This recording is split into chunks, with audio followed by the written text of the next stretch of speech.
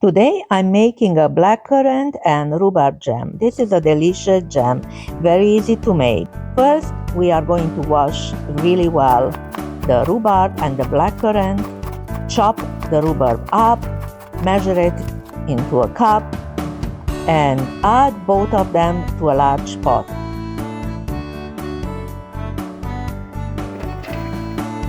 Then we are stirring together just until all blended, sort of, and then we are adding the sugar, add the water, and also the salt.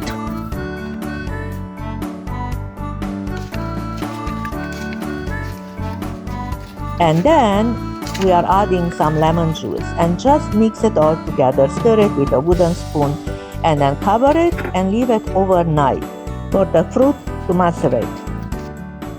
So yesterday I put together my blackcurrant and my rhubarb. I chopped them and put them in my big pot, and I added sugar, I added the lemon juice, I added a little bit of salt, and I let the whole thing macerate overnight.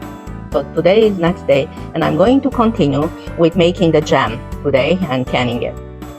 Here is the fruit. You just put it all together, and I stir it once in a while. So now the sugar has been dissolved, and now I'm going to put it on medium heat and bring it to a boil. And then I'm going to let it cook until the fruit has been cooked and the mixture is going to come together. It will take about 15 minutes, stirring occasionally. Please note that this recipe doesn't require pectin, nor it uses a large amount of sugar. Now I'm bringing it to a full rolling boil, and I'm going to test the thickness of it. I placed a little plate in the freezer for like 30 minutes, and then I'm going to put some of this on the plate. And this is the best way to check if the thickness that you want has been reached. Pretty watery. So I'm going to let it cook some more. I left it 5 minutes longer, and I'm going to give it another try. As I said, my plate was in the freezer. I'm gonna put this hot jam on it and see what the thickness looks like. Remember, as it cools down, the jam is gonna thicken.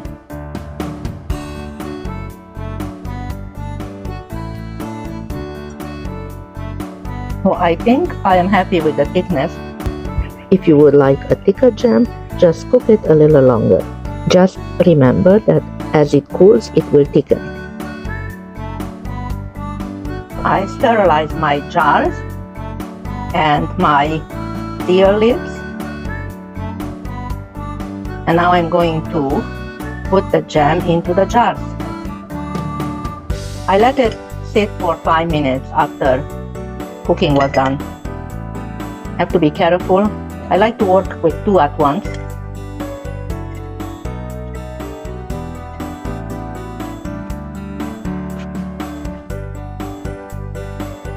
And we leave half an inch of headspace.